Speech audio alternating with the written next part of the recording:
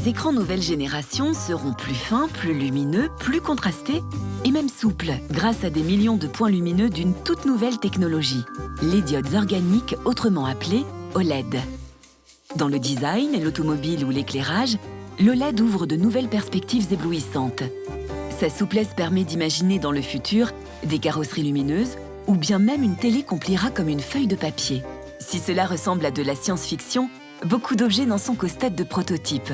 Et pourtant, certaines applications existent déjà. Le monde de la télévision a déjà succombé aux OLED. Quand les gens achètent une télévision, le premier choix, c'est la qualité d'image. L'OLED permet d'avoir une qualité d'image inégalée aujourd'hui par rapport à d'autres technologies. Avec les anciennes technologies, l'écran était constitué de pixels ou points lumineux éclairés par rétroéclairage. Les télés OLED, elles, ont des pixels qui produisent leur propre lumière, ce qui permet des nuances de couleurs infinies. Et ce n'est pas le seul avantage.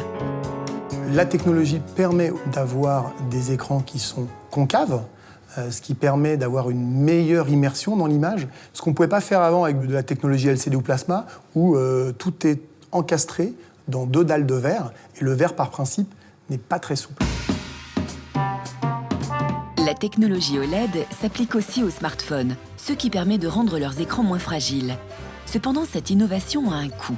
Par exemple, pour une télé OLED grand modèle, il faut compter autour de 7 000 €. Mais les prix vont être divisés par 2 d'ici la fin de l'année et devraient continuer de baisser. Alors comment fonctionne cette technologie du futur et comment va-t-elle révolutionner nos usages ? Pour le savoir, direction Bordeaux, où se trouve l'un des laboratoires les plus pointus d'Europe dans ce domaine. Il est dirigé par le professeur Hadzi Ioannou. D'origine grecque, il a travaillé dans les meilleurs laboratoires du monde pour mettre au point l'OLED. Ici, on travaille avec des matériaux essentiellement de provenance organique.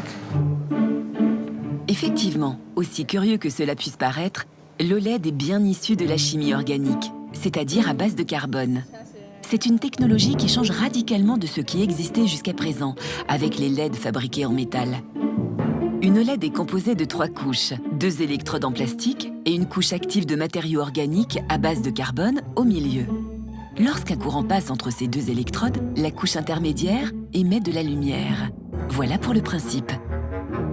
Mais pour obtenir un ensemble varié de couleurs, il faut synthétiser les différents types de molécules qui constituent la couche active. Et ça, c'est tout le travail de Guillaume Garbeil. Donc là, nous allons faire la première vérification qui se fait en fin de synthèse. Il s'agit de regarder la couleur qu'ont nos composés. Donc, afin de masquer les lumières parasites, on va utiliser cette boîte. Et donc là, on va pouvoir voir directement leur couleur. Cette solution qu'on appelle une encre va être étalée entre 2 électrodes en plastique pour obtenir ce genre d'objet. C'est une OLED donc, qui émet la lumière quand on met l'électricité dedans. On peut obtenir différentes tailles, différentes couleurs et régler l'intensité lumineuse.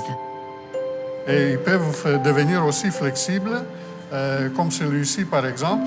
L'avantage de l'OLED, en plus d'être flexible, c'est d'être économe en électricité par rapport à nos vieilles ampoules. La lumière aujourd'hui, quand il fonctionne longtemps, si on met la main dessus, c'est comme un grille-pain.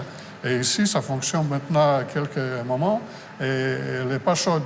Ça veut dire que l'énergie électrique se transforme en lumière, c'est qu'il y a moins de pertes.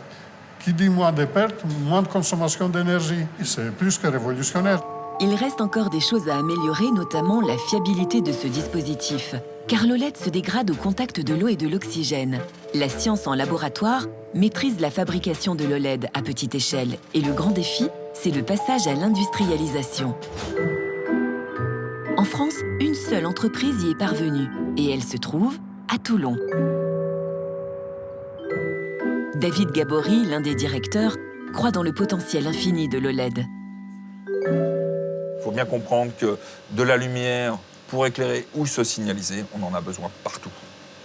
Et donc là, le fait d'avoir quelque chose d'extrêmement fin, conformable, flexible, comme vous allez pouvoir en mettre un peu partout, presque comme un scotch, et qui éclaire réellement, va révolutionner beaucoup de choses. Produire des OLED est très contraignant. et pose de nombreux défis. Il faut obligatoirement une salle blanche où les taux de poussière, de température et d'humidité sont contrôlés en permanence. Nos machines fonctionnent sous vide spatial. On a des matériaux qui sont hyper oxydables. Cette matière ne doit absolument pas voir l'oxygène. Donc c'est pour ça qu'on est sous vide spatial et sous azote. Créer du vide spatial est une prouesse technologique. Dans le vide spatial, il n'y a aucune matière, ce qui permet d'éviter tout grain de poussière pouvant abîmer l'OLED. Mais cette technologie de pointe coûte cher. Le prix est induit par l'outillage qu'on est obligé de mettre en place pour produire cette OLED, la machine que vous voyez ici, qui est une machine extrêmement chère, entre 10 et 40 millions. La start-up lancée il y a 7 ans n'est pas encore bénéficiaire, mais l'avenir est prometteur. Il faut forcément travailler avec énormément de passion, vu l'énergie que vous êtes obligé d'y amener. On est sur des choses qui sont innovantes, où on a l'impression qu'il y a tout un monde à découvrir.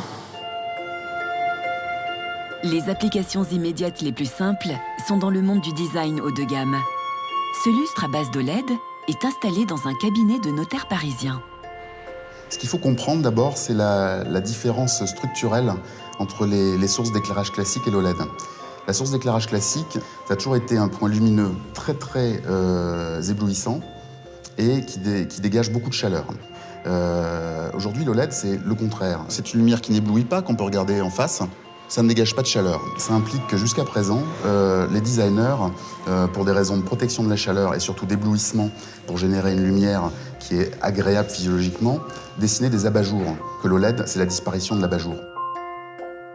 On ne dessine plus de la matière, on va dessiner et sculpter de la lumière. Design, économe en énergie, ultra plate et flexible, l'OLED va envahir notre quotidien. C'est la star incontestée des technologies d'aujourd'hui et de demain.